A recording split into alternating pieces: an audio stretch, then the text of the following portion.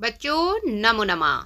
मैं Julie Bharati madam classes channel पर आप सभी का हार्दिक स्वागत है। बच्चों आज की कक्षा में हम आपके लिए लेकर आए हैं पंचमः पाठः पंडिता रमाबाई का हिंदी अनुवाद। तो चलिए बच्चों आज की कक्षा प्रारंभ करते हैं। स्त्री शिक्षा के क्षेत्र में अग्रणी पंडिता रमाबाई ने सन 1858 ईस्वी में जन्म लिया। उनके पिता अनंत शास्त्री डोंगरे और माता लक्ष्मीबाई थी। उस समय स्त्री शिक्षा की स्थिति चिंताजनक थी। महिलाओं के लिए संस्कृत शिक्षा करीब करीब प्रचलित नहीं थी, किंतु डोंगरे ने रूढ़िबद्ध धारणा को छोड़कर अपनी पत्नी को संस्कृत पढ़ाई। उन्होंने समाज के उत्पीड़न को भी सहन किया। बाद में रमा ने भी अपनी मां से संस्कृत शिक्षा प्राप्त की। समय के क्रम के साथ साथ रमा के पिता गरीब हो गए। उनके माता पिता और बड़ी बहन की अकाल से पीड़ित होकर मृत्यु हो गई। उसके बाद रमा ने अपने बड़े भाई के साथ पैरों के द्वारा अर्थात पैदल पूरे भारत को घूमा, भ्रमण किया। भ्रमण के क्रम में वह कोलकाता पहुंची। संस्कृत में विद्वता होने के कारण वह वहां पंडिता और सरस्वती दो उपाधियों से सम्मानित हुई। वहां से ही उन्होंने ब्रह्म समाज से प्रभावित होकर वेदों का अध्ययन किया।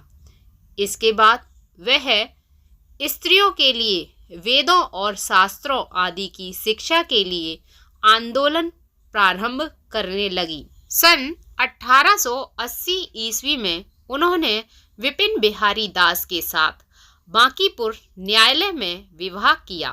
1.5 साल बाद उनके पति मृत्यु को प्राप्त हो गए। उसके बाद वह पुत्री मनोरमा के साथ जन्मभूमि महाराष्ट्र को लौट आई। स्त्रियों के सम्मान और शिक्षा के लिए उन्होंने अपना जीवन अर्पित कर दिया। हंटर शिक्षा आयोग के सामने नारी शिक्षा के विषय में उन्होंने अपना मत प्रस्तुत किया। वह उच्च शिक्षा के लिए इंग्लैंड देश गई। वहां ईसाई धर्म के स्त्री विषयक द्वारा यानी कि महिलाओं के बारे में उत्तम विचारों से प्रभावित हुई।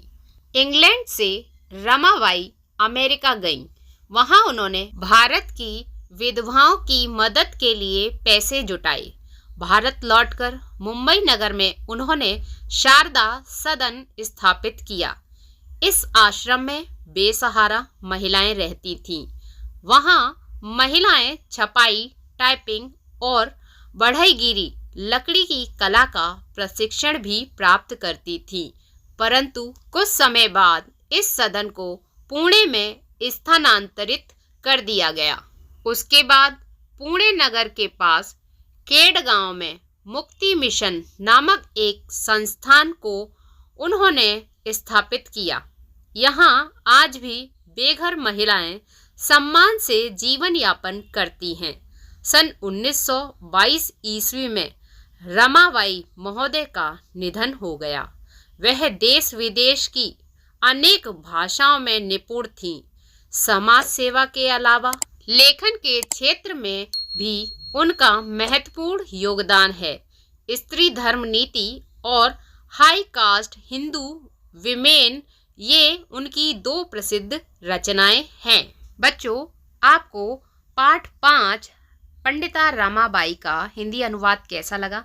और बच्चों आज से जब डेली क्लास आएगी और हर चैप्टर का हिंदी अनुवाद कहानी लेकर आएंगे तो उसी चैप्टर से आपसे एक प्रश्न पूछा जाएगा। तो चलिए आज ही शुरू करते हैं ये कि आप बताएंगे हमें इस प्रश्न का उत्तर कि पंडिता रमाबाई ने मुंबई नगर में कौन सा सदन स्थापित किया। फिर से सुन लें, मुंबई नगर में पंडिता रमाबाई ने कौन सा सदन स्थापित किया, यानी कि उस सदन का क्या नाम था, और साथ ही साथ उनकी 2 रचनाएं कौन कौन सी हैं।